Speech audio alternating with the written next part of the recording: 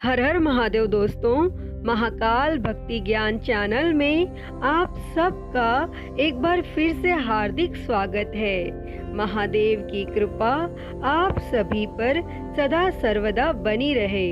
दोस्तों, आज मैं आप सभी के लिए इस वीडियो में वैशाख मास की बड़ी ही सुंदर एक बंदरी की कहानी लेकर आई हूँ।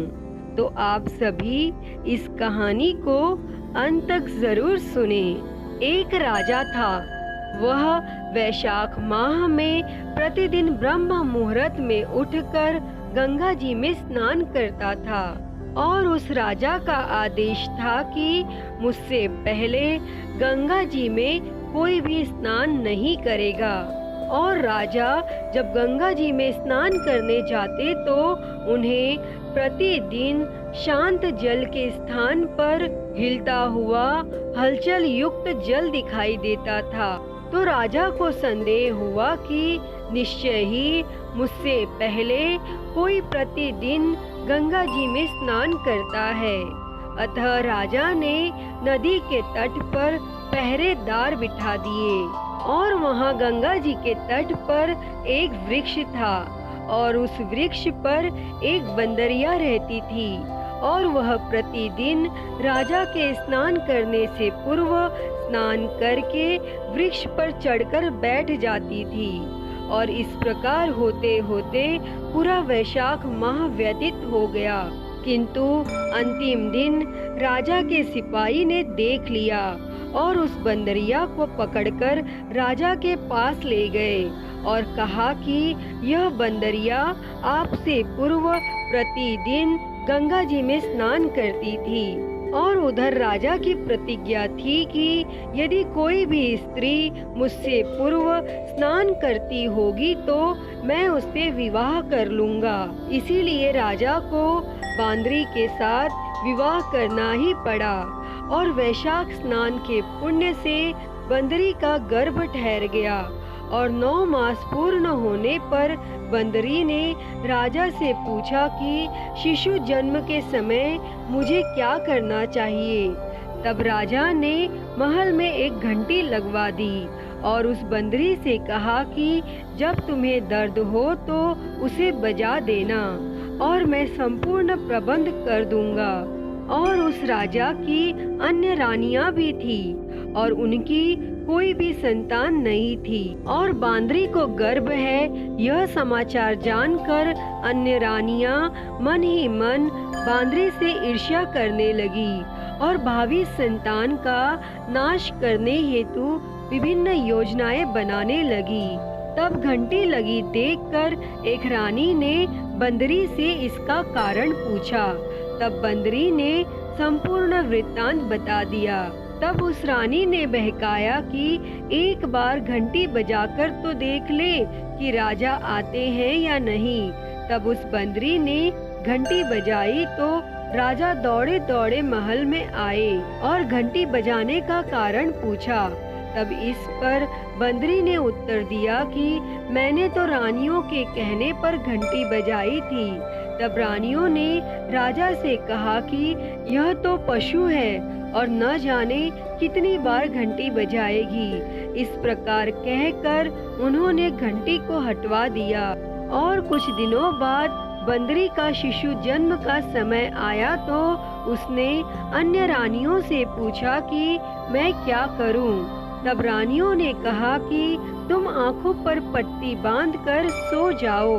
और फिर बंदरी को वैशाख माह के स्नान के पुण्य प्रताप के रूप में एक सुंदर पुत्र हुआ और शिशु के जन्म होते ही उसके रोने से पूर्व ही अन्य रानियों ने उसे एक टोकरी में रखकर दासी को दे दिया और आदेश दिया कि इसे नदी में बहाकर आओ। और उस शिशु के स्थान पर एक पत्थर रख दिया और राजा को भी कहलवा दिया कि बंदरी ने एक पत्थर को जन्म दिया है। और जब राजा ने सुना तो उन्होंने भी संतोष कर लिया कि जब दूसरी रानियों की संतान नहीं है तो यह तो बंदरी है, इसको क्या संतान होगी। और फिर उधर दासी ने उस सुंदर शिशु को नदी में न बहाकर कुम्हार के खंदड़ में रख दिया। और दूसरे दिन कुम्हार और कुम्हारिन खंदड़ में आए तो वहाँ एक सुंदर शिशु को रोते हुए देखा। और कुम्हार और कुम्हारिन भी निसंतान थे और उन्होंने उस शिशु को अपने लिए भेजी गई भगवान की भेंट माना और बड़े प्रेम से शिशु का पालन पोषण करने लगे।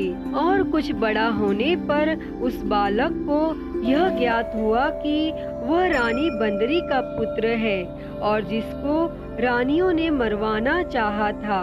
और फिर एक दिन वह बालक कुम्हार के बनाए हुए मिट्टी के हाथी और घोड़े लेकर पनघट पर जा बैठा और दासियों को देखकर कहने लगा कि आओ रे मेरे मिट्टी के हाथी घोड़े, पानी पियो। और जब दासियों ने यह बात सुनी तो वह हंसने लगी और बोली, अरे मूर्ख, कभी मिट्टी के हाथी और घोड़े भी पानी पीते हैं क्या? तब इस पर उस बालक ने कहा कि कभी बंदरी के भी पत्थर जन्म लेता है क्या? और उस बालक की यह बात दासियों ने जाकर महल में कही।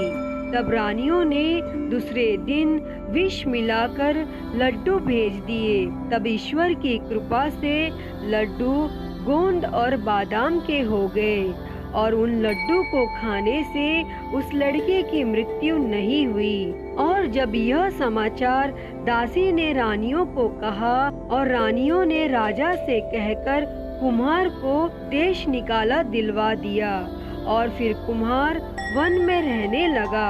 तत्पश्चात अगले वर्ष चैत्र माह में माता गणगौर के पूजन का दिन आया तो वह बंदरी का पुत्र 108 करवे और 108 गोली लेकर तथा घड़े में पानी भरकर बगीचे के बाहर बैठ गया। और उधर राजा की और साहूकार की पुत्रियां गणगौर मनाने के लिए मिट्टी लेने के लिए आई तथा बगीचे में खेलने और झूलने लगी। फिर इस कारण कुछ समय बाद उन्हें प्यास लगी। तब उन्होंने उस बंदरी के पुत्र से जल पिलाने के लिए कहा तो उस बालक ने उत्तर दिया कि मेरे पास एक गोली है, उसे खाते जाओ और मेरे चारों ओर फेरे लगाती जाओ, तब मैं तुम्हें जल पिलाऊंगा। और इस पर पहले तो कन्याओं ने मना किया, किंतु प्यास तीव्र होने के कारण मान गई।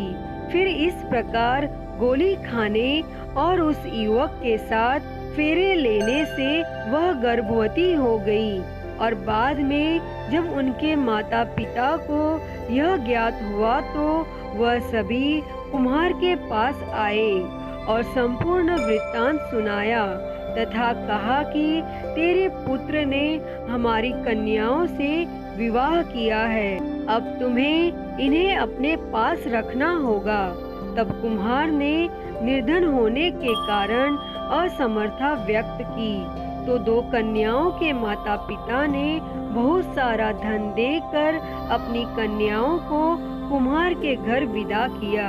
और फिर उस कुम्हार के घर 108 बहुएं आ गई और कालांतर में उस कुम्हार को 108 पोते हो गए।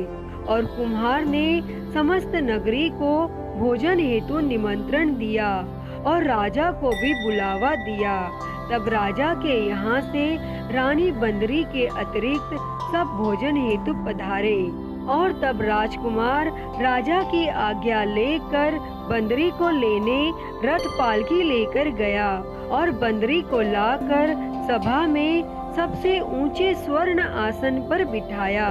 और राजकुमार ने अपनी सभी पत्नियों को समझा दिया था कि बंदरी मुझे जन्म देने वाली माता है।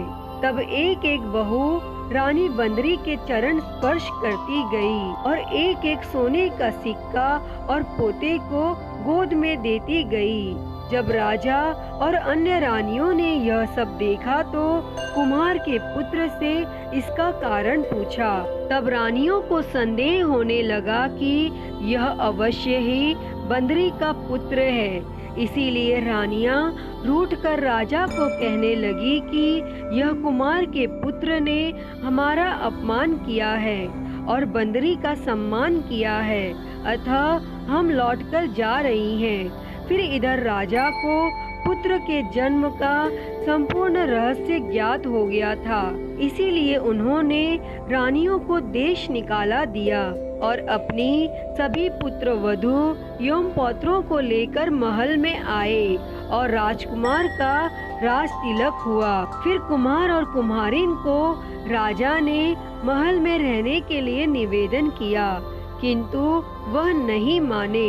तब राजा ने उन्हें ढेर सारा धन दिया। इसीलिए दोस्तों, वैशाख स्नान का इतना महत्व है कि सबको वैशाख स्नान करना चाहिए। और उस बंदरी ने भी वैशाख स्नान किया तो उसे राजा का राज्य, पुत्र, बहुएं आदि प्राप्त हुए। हे ईश्वर, जैसे बंदरी को पुण्य मिला, इसी प्रकार हमें भी पुण्य देना। तो दोस्तों, यह थी वैशाख मास की बड़ी ही सुंदर एक बंदरी की कहानी। तो यह कहानी आपको कैसी लगी कमेंट बॉक्स में ज़रूर बताएं। अगर वीडियो पसंद आई हो तो इसे लाइक करें, ज़्यादा से ज़्यादा शेयर करें और ऐसी ही अन्य कहानियों के लिए मेरे चैनल को सब्सक्राइब कर नोटिफिकेशन बेल को ज़रूर ऑन कर लें। हर हर महादेव। धन्यवाद।